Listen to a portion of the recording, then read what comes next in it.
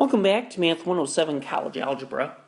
In this video, we're going to take a look at using the determinants that we've looked at in the last two videos to solve a system of linear equations using a method that's known as Cramer's rule.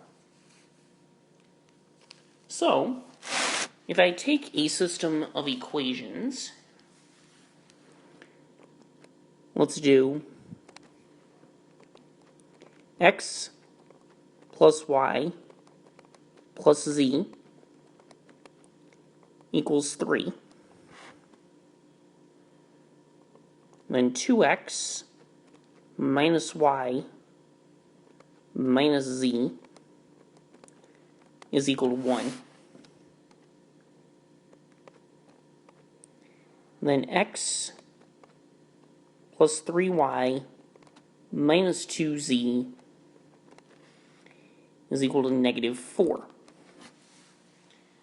So, under Cramer's rule, we're going to find four determinants. First is D, and that's going to be the determinant of the matrix. That's just our coefficients. So 1, 1, 1, 2, minus 1, minus 1, 1, 3, minus 2. So then using that formula we looked at in the last video, because if I'm going to do it without rewriting the columns, I get 1 times negative 1 times negative 2 plus 1 times negative 1 times 1 plus 1 times 2 times 3 minus 1 times negative 1 times 1 minus 3 times negative 1 times 1 minus negative 2 times 2 times 1. So putting that all together, I get 2 plus 1, 2 minus 1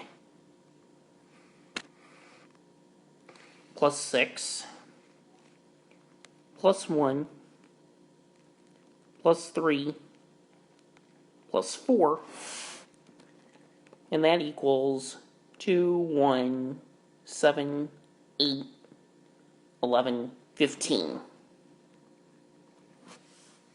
And then the other determinants that we're going to find are d sub x, and d sub y and d sub z will be found similarly. So d sub x, what I'm going to do is replace the x column with the right-hand side of the equation. So that's going to be the determinant of the matrix. First column is now 3, 1, negative 4, and the second two columns remain the same.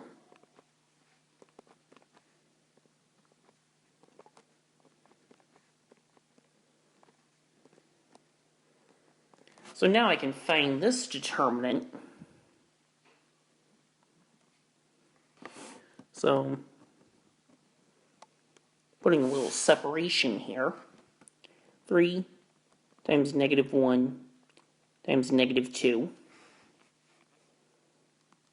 plus 1 times negative 1 times negative 4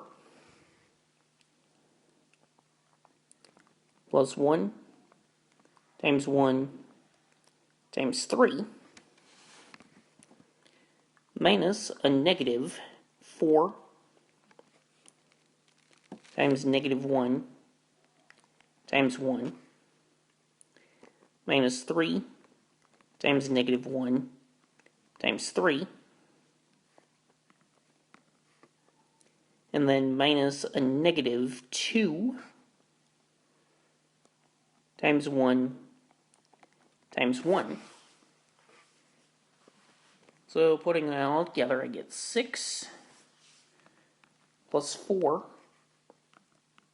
plus 3 minus 4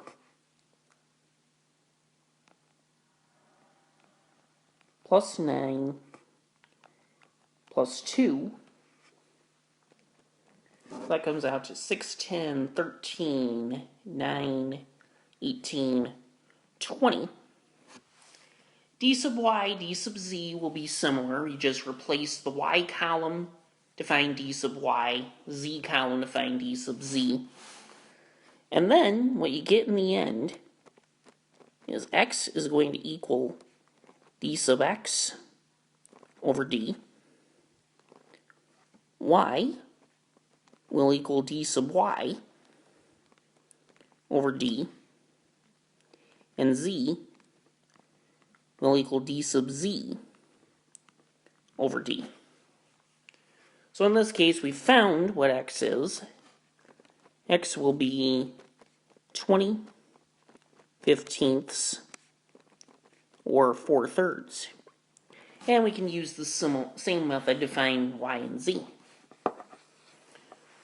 So that concludes the final video for this course. So Wednesday's class will take a look at a little bit of an example with Cramer's rule. And then Friday will be devoted to review for your final exam.